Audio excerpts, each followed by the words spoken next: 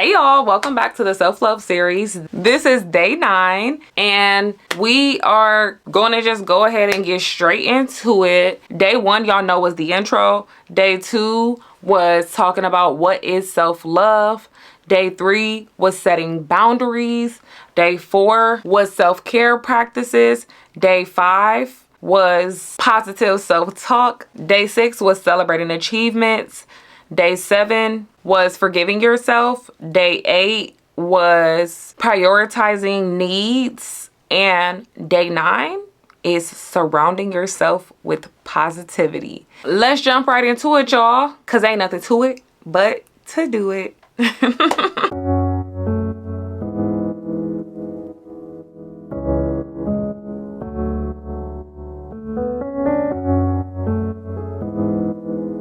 All right, so surrounding yourself with positivity is pretty self-explanatory. This definition goes a little bit like surrounding yourself with positive people and environments that uplift and support you. If you are on a journey of self-love, but you're around people who aren't, aka you're in environments that are kind of negative, that's going to rub off on you.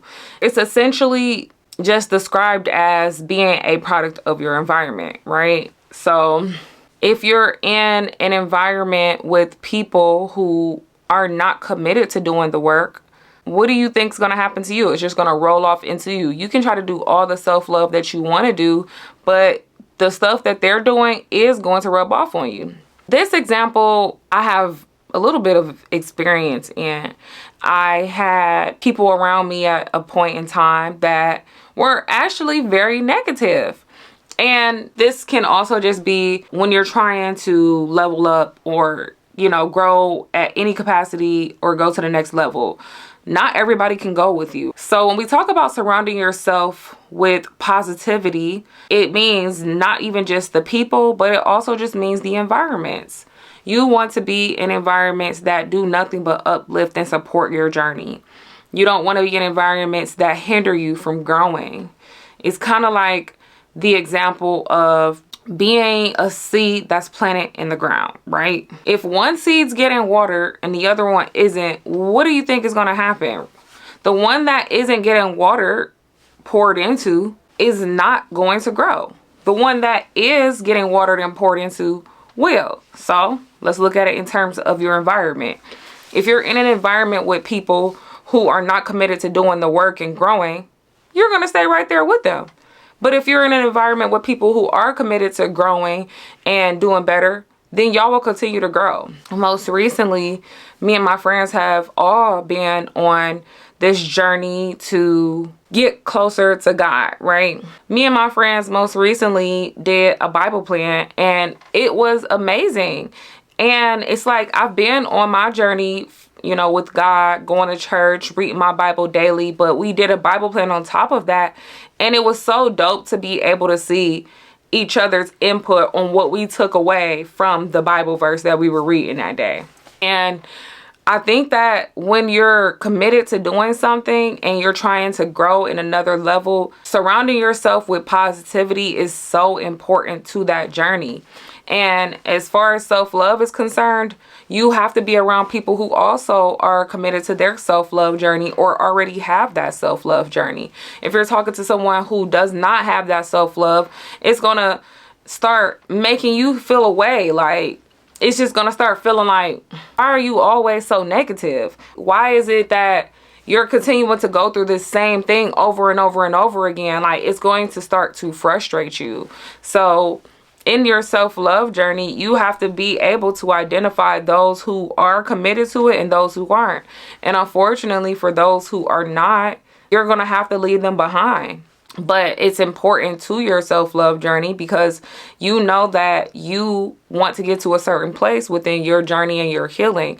And once you get there, the only people who are allowed to be around are the people who truly understand what that looks like.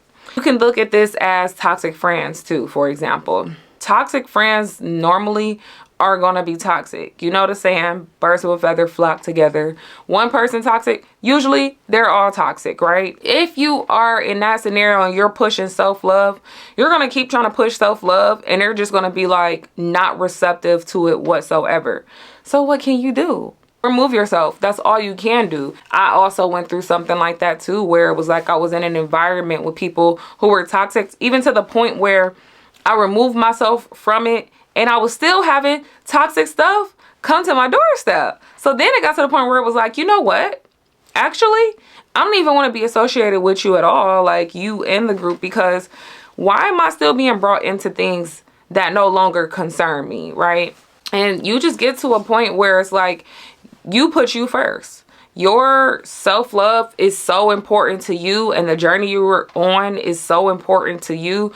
Nobody is getting in the way of that. So surround yourself with positivity. Like, this example of self-love is a really great example, because, you know, we can do all the work we want to by ourselves, but the real test comes with who you are around.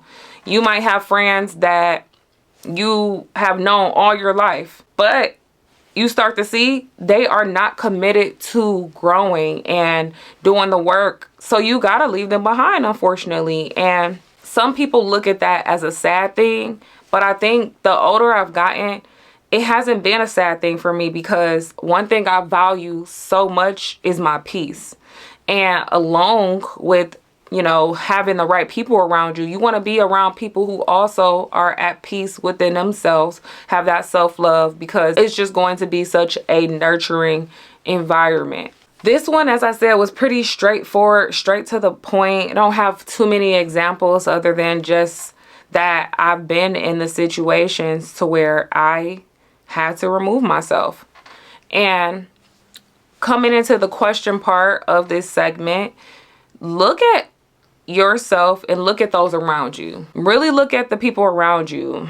Yeah, if it's your sister, if it's your brother, if it's your mother, if it's somebody that you call a best friend, are they really a positive group of people who uplift you?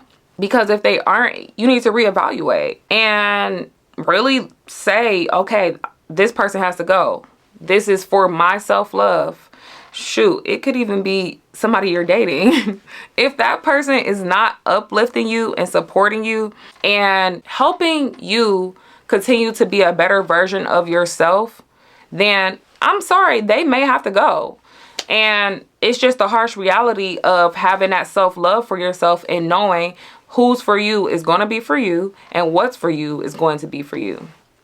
Look at your job. Look at whatever it is that you do to make a living. Is this a positive environment? Is this uplifting and supporting you? Do you feel supported? If not, it's time to reevaluate. It's really time to look at it and say, okay, this is not supporting my journey. This is taking away from my self-love. I'm stressed out about this job. I'm doing this. It's time to look at other avenues. When we talk about self-love, we need to look at everything and everyone around us. And surrounding yourself with positivity is one of the best things that you can do for yourself on your self-love journey. And I will conclude day 9. Like, comment, share, subscribe, and I will see y'all tomorrow. Bye.